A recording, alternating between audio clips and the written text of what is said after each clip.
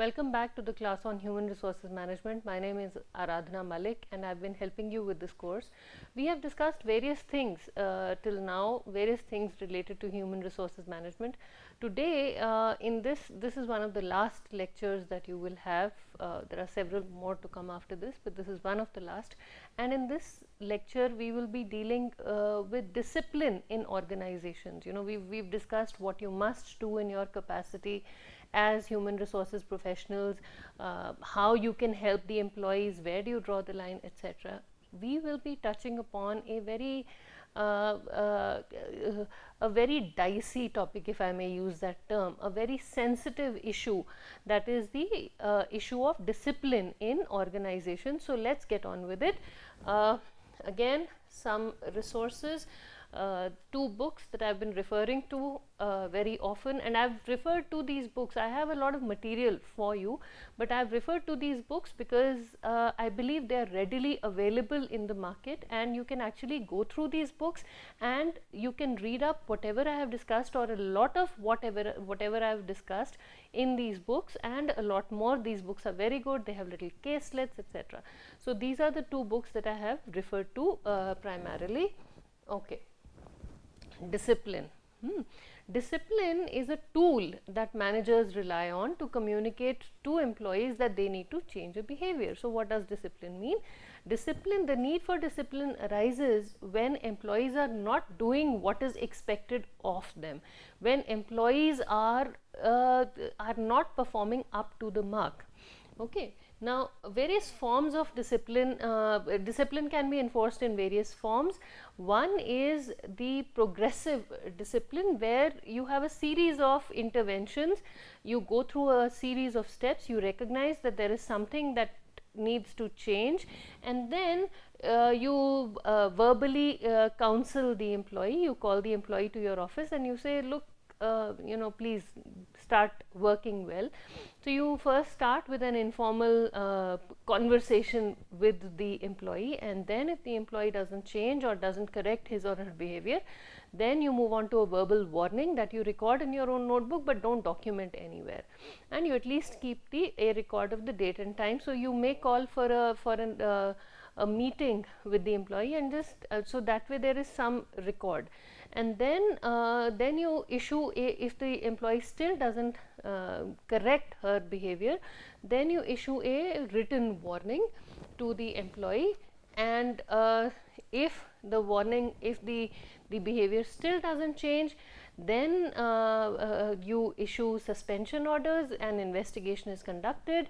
And if the employee is really found to be guilty of not having done whatever was expected, or at least having tried whatever was expected, then the employee is finally discharged from her or his duties. And all of this is very contextual, but progressive discipline essentially refers to you following a series of steps to ensure discipline, or to correct the actions of an employee in such a way that the employee starts doing whatever is expected of her or him. Okay. Then the other way of disciplining employees is positive discipline, which essentially, as the name suggests, encourages employees to monitor their own behaviors and assume responsibility for their actions. Now, progressive discipline may not necessarily be supportive, but when we talk about positive discipline, we are talking about a process in which employees are helped to correct their actions. They are helped to do whatever is expected of them. They are helped to perform to their best potential. Okay. It's again a 4-step process typically. And again, this is just a suggestion, you know, these things are not set in stone. You can have your own way of disciplining employees, but it's always nice to lay these things down in black and white.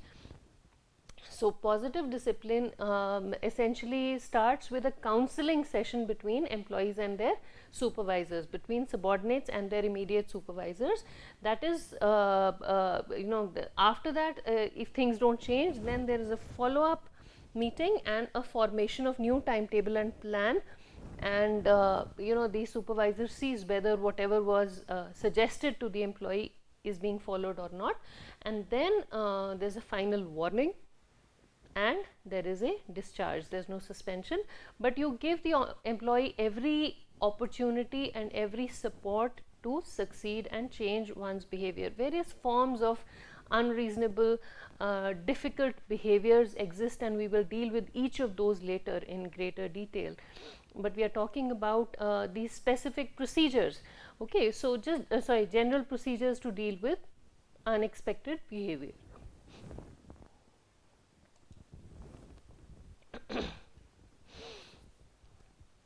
Why are disciplinary procedures necessary? Disciplinary procedures are necessary so employees know what is expected of them in terms of performance or conduct. I mean, they need to know what the organization expects from them. They need to know what they are supposed to do, and what will be acceptable and what is not acceptable, and what will happen if they don't do what is expected of them. So it's very essential that you lay down clear guidelines for the employees to follow, in their in the process of their work. Okay. And to identify, another reason why disciplinary procedures are necessary is to identify obstacles to individuals achieving the required standards. So if somebody wants to work, and but for whatever reason the employee is not able to perform well, when you start the disciplinary process in the initial verbal warning stage, some employees may not feel very comfortable coming to their supervisors and telling them that something is not right. They just don't, they feel stifled, they feel uncomfortable, and then they are not able to perform. And then they come to their, during the process of disciplining, you may think it is discipline. For the employee, it may just be a feedback session. You call the employee and say, what's going on? And that time the employee opens up and says, you know what, I don't think that I am trained to use this particular software package, or I know how to do X, etc. So training needs are revealed. Lack of clarity of job requirements. Sometimes employees don't know what is expected of them. Many times, actually, especially in the management field, especially the higher you go, the more vague you become. The higher or the lower the lack of clarity regarding job requirements. And so in the process of asking the employee what is going on and why the employee is not performing up to potential, you may realize that there is lack of clarity of job requirements. There is, maybe the employee needs additional support, maybe the employee needs some flexibility, etc. Okay. Then, as an opportunity to agree to suitable goals and timescales for improvement in an individual's performance or conduct. So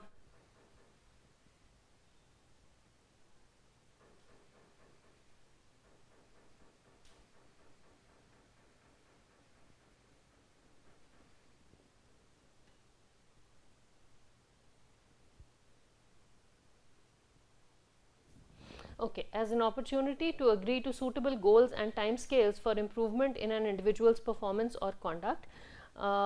Sometimes you just need the employees you need to give the employees a chance to improve whatever they are doing, just by telling them that you're not performing up to the mark. You need to give them some chance to improve.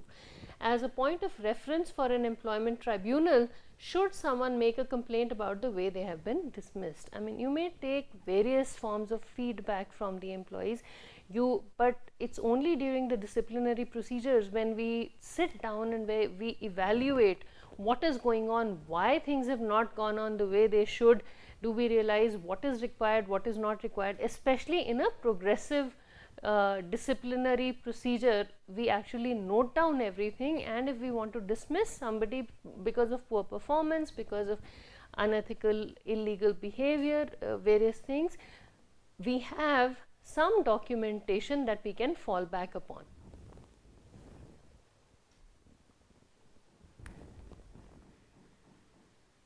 Basic standards of discipline. Some standards that are followed in discipline are, one is communication of rules and performance criteria. So these need to be absolutely clear.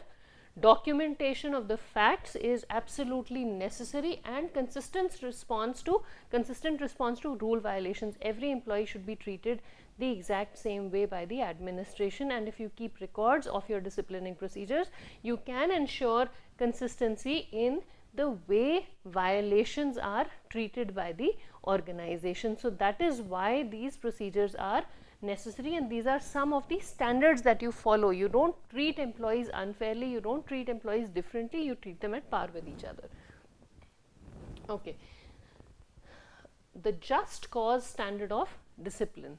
So one of the ways in ensuring that the basic minimum standards of discipline are adhered to, when we talk about disciplining employees, we talk about the power we have as human resources personnel over the employees that are in the organization. So we say, okay, you're not doing this, and this is how I can discipline you. This is what I can do to you if you don't do what is expected. But with that power, we also shoulder a very, very big responsibility of being fair, of appearing to be fair to all our employees, of giving them some enough chance to succeed in their work. So in order to, when we say just cause, we mean that we are doing everything within our capacities to be as ethical as possible while ensuring discipline in the workplace. And the just cause standard of discipline states that various things need to be adhered to when you're trying to ensure discipline. One is notification. Was the employee forewarned of the disciplinary consequences of his or her conduct? Did the employee know what was going to happen if the employee did not perform up to the mark? If the employees don't know, then you are not being fair to the employee. Okay. Reasonable rule. Was the rule the employee violated reasonably related to safe and efficient operations? If the employee, overreaction should not be a reason for disciplining somebody. You don't like the way somebody does something, that should not be a reason for firing an employee, for disciplining an employee. But if the employee's actions genuinely and truly affect the operations of the organization, then definitely you have just cause, and the employee knows how much these things affect the organization. So the punishment, the discipline should not be too less, it should not be too much, it should be just right, and it should be reasonable. Investigation before the discipline. Before you take any action against the employee, please give the employee a fair chance to defend himself or herself. Give the employee a chance to present his or her point of view. You say, okay, we know that you have been doing something, we have enough proof. Give the employee enough chance to defend, to present her or his side of the story, and explain to you why the employee did whatever she or he did. Nobody wants to do something wrong consciously. Everybody has a reason to do whatever they are doing. So, and again, many of you might contest that, but I am a firm believer in the old adage of not guilty unless proved otherwise, and the law follows that you're not guilty unless you're proven otherwise, which means an organization must take all steps necessary to investigate an issue before enforcing any discipline techniques. Okay, fair investigation needs to be conducted, and the investigation needs to be impartial. It shouldn't be biased in favor of or against the employee. Proof of guilt. Did the investigation provide substantial evidence or proof of guilt? Again, like I said, not guilty unless proved otherwise. Disciplining procedures can be very detrimental to an employee's morale, can be very detrimental to the way the employee's productivity, can be detrimental to the overall climate of the organization. So proper documentation is required, fair procedures are required. Absence of discrimination. Were the rules, orders and penalties of the disciplinary action applied even-handedly and without discrimination? Ask yourself this question: have I discriminated against the employee in any way, either through the way the employee was treated or through the end result? We discussed discrimination in a previous lecture, so I will not go into it again. Reasonable penalty. Was the disciplinary penalty reasonably related to the seriousness of the rule violation? Okay, so is the violation serious enough, and is the punishment you are giving much more than it should be or much less than it should be, or is it just right? Is it even warranted? Administration of discipline. A way in which you can administer discipline is the hot stove rule. Model of disciplinary action. Discipline should be immediate, it should provide ample warning and be consistently applied to all, like a hot stove. We all know what a stove is. And when you go to the stove, it's like, you strike when the iron is hot. So you must discipline according to this rule. The disciplining procedure must take place when the unlawful or unexpected act has been committed, when the destructive action has been committed. There shouldn't be too much of a gap between the time that the disruptive activity was committed and the action was taken. So investigation should start immediately, and the employee should be counseled, or the process should be started immediately. Okay. Some mistakes to avoid when administering discipline. You should not lose your temper. Whenever you're trying to administer discipline, please do not lose your temper. Do things in an even-handed manner. Do things, take stock of the situation, and be very careful about how you handle the situation. Okay. Avoid disciplinary action entirely. So don't avoid the disciplinary action completely. Play therapist. Playing therapist is another thing that you should not do. You're not a therapist, you are an administration authority. So you should not try to play the role of a therapist and go into counseling. Counseling the employee regarding what is expected, what is not expected is good, but playing the role of a therapist really puts you in danger of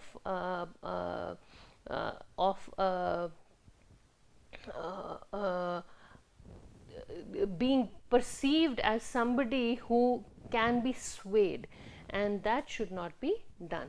Okay. Making excuses for an employee. It's nice to see the employee's perspective, but it's not very nice to be swayed by whatever the employee says completely till you have enough proof. Using a non-progressive approach to discipline, so avoiding immediate punishment. You must avoid immediate punishment. Don't jump to conclusions. Don't be swayed by whatever is said. Please do whatever you need to do in the manner it is supposed to be done. Follow this series of procedures that is laid down. Give a verbal warning, a written warning, maybe suspension and discharge, or have a counseling session, have a feedback session, and then give a warning, and then finally discharge the employee. But do follow these series of steps. Okay. Some steps for effective disciplinary sessions are: determine whether the discipline is called for. Find out whether the discipline is actually required. Is the problem an isolated infraction or part of a pattern? Did this happen because of an exigency, or is the employee repeatedly engaging in unreasonable behavior? If it is just because of an exigency, you may not need to take any disciplinary action. Maybe because of some emergency, the employee behaved irrationally, employee behaved in a manner that was not expected. So please find that out. Be a little more compassionate towards your employees. Consult with human resources experts and get some feedback before making a disciplinary decision. Consult with your lawyers if necessary. Outline clear goals for the discussion in your opening remarks. Whenever you write up a disciplinary report, please make sure that your goals are clearly outlined. Do not rely on indirect communication or beat about the bush.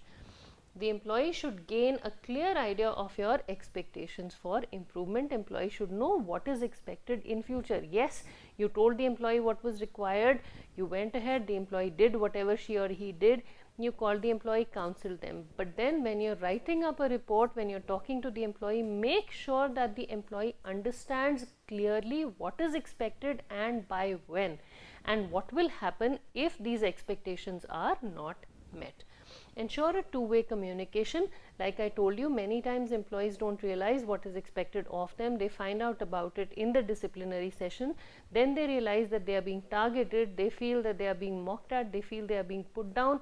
And then that further adds to the lack of productivity, lack of morale in them. So our job as HR professionals is not to put people down. It is to help them succeed at whatever cost.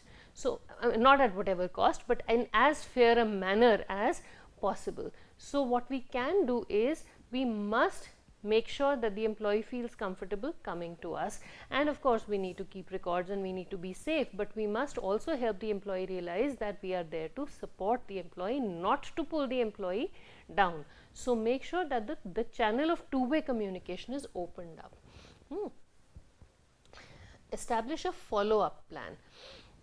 The agreement to a follow-up plan is crucial in both the progressive and positive disciplinary procedures. Whatever procedure you adopt, the employee must know that you will be closely monitoring what the employee does, and you will intervene if whatever is expected is not being done. And in that case, you really, the employee needs to know when you will intervene, how you will intervene, what the consequences of the expectations not being met are, how the employee can reach you if the employee needs some support while doing what is expected of her or him, and what kind of support can the employee hope to get from you. So all these things should be clearly defined, and the timelines should be clearly defined for the employee to have a fair chance at improving her or his performance. End on a positive note. Never ever end a disciplinary session on a negative note and say you are bad, you are this. Don't ever do that. Don't ever use your finger and say you are absolutely useless, nothing can happen to you, nothing can be done. I mean, we'll talk more about this when we talk about workplace bullying. Something like this can really pull an employee's morale down.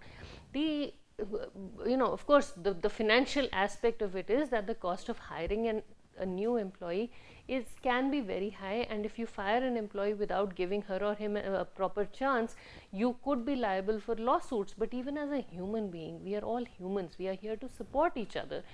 So make sure that the employee realizes that this is a process, that the organization is not comfortable with the employee not doing what is expected, but the organization wants to help the employee succeed and give the employee as many resources as possible and help the employee succeed. So you should always end on a positive note and give the employee hope of moving ahead, of overcoming the problems that she or he may have faced in the past. And if still the employee doesn't improve, then of course you may have to take the very difficult decision of firing her or him. Okay. The content of disciplinary and grievance procedures should contain, again these are suggestions given by by Williams and Rumbles in this paper. So they suggest that the disciplinary and grievance procedures should contain a statement of principles, something that among other things sets out the purposes for which it will be used and the nature of approach to be taken.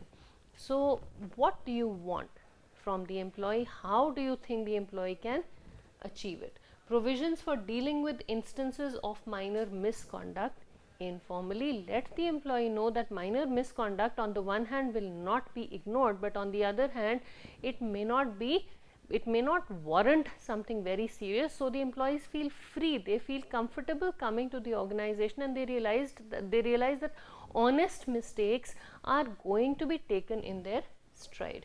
Provisions for how the alleged misconduct should be investigated, and also for a list of behaviors classified as misconduct that would lead to disciplinary procedure being invoked. So the employee must know what is going to be taken how seriously, and that should be crystal clear, so you and employee both can use this list for your reference anytime a mistake has been made. Provisions for how the alleged misconduct should be investigated, and also for a meeting at which the employee is presented with the case against her or him and given a chance to present her or his side of the story. So the employee should know that disciplinary action will not be taken immediately. The employee will be given a chance, a fair chance, to improve her or his work. Disciplinary procedures provide for the appropriate sanctions to be applied should the case against the employee be upheld following the disciplinary meeting. So the employee should know what will be done to the employee if it is proven that the employee engaged in unreasonable behavior. So so all that should be listed clearly. Provision for the right of an employee to appeal against the outcome of a disciplinary meeting, commonly to a senior manager who has had no previous involvement in the case. So the employee should know that one decision will not be the employee has a right to appeal the decision that is taken even after due investigation. We must give the employee every possible chance to defend herself or himself, and if the employee fails, then so be it. Too bad. Okay. So that is all I have for you in this lecture. We will continue with some more details regarding how you can deal with difficult employees in the workplace, and we will end with what you can do in your capacity as human resources managers to avoid the problems that you encounter or to minimize the chances of disciplining employees. So thank you very much for listening, and I will talk to you some more in the following lectures.